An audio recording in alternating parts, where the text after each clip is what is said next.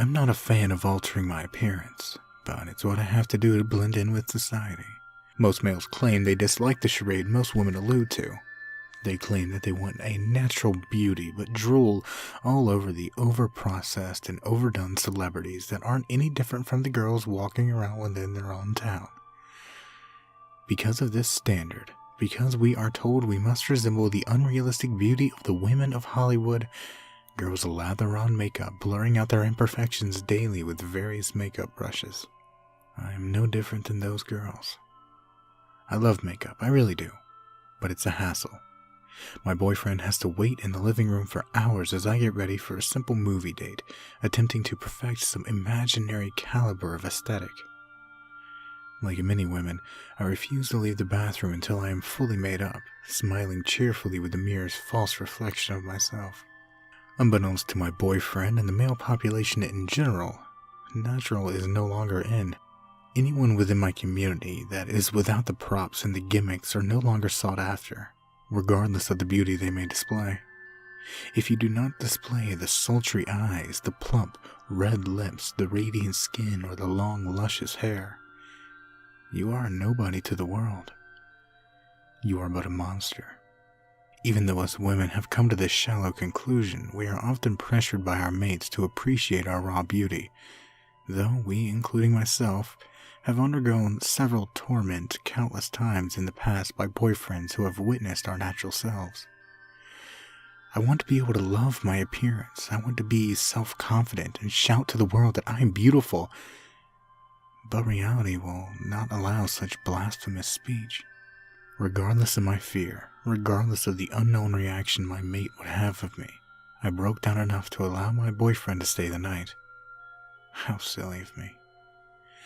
As I showered, I heard the bathroom door crack open. To anyone else, that was an invite to more adventurous routes of intimacy, but to me, it was fear-inducing.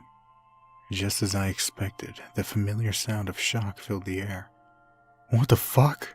he said shakily.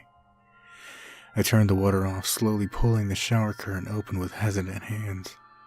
Once exposed, my boyfriend's gaze met mine, and though his eyes traveled up and down my nude body, the one he was so in love with previously, the look he displayed when he met my face was heartbreaking. "Can we talk about this?" I questioned as he began backing away, his eyes wild with horror.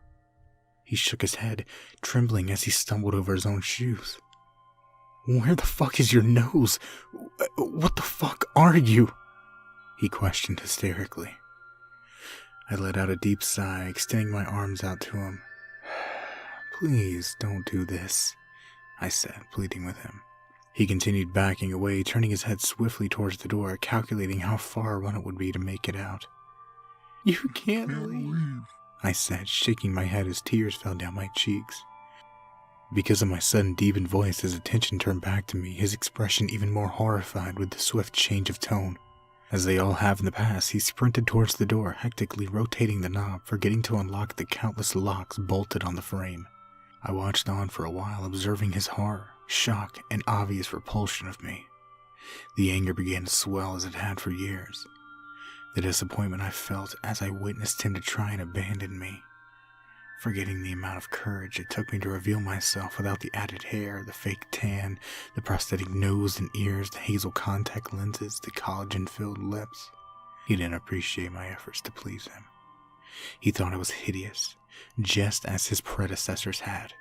So as he struggled with the last lock, screaming for help, I walked over, helping him unlock the door.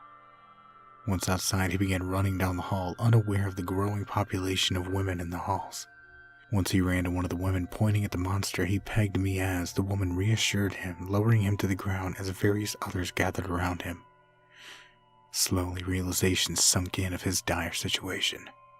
The women all removed their masks, the ones my fellow sisters were confined in because of societal standards, and began ripping him apart.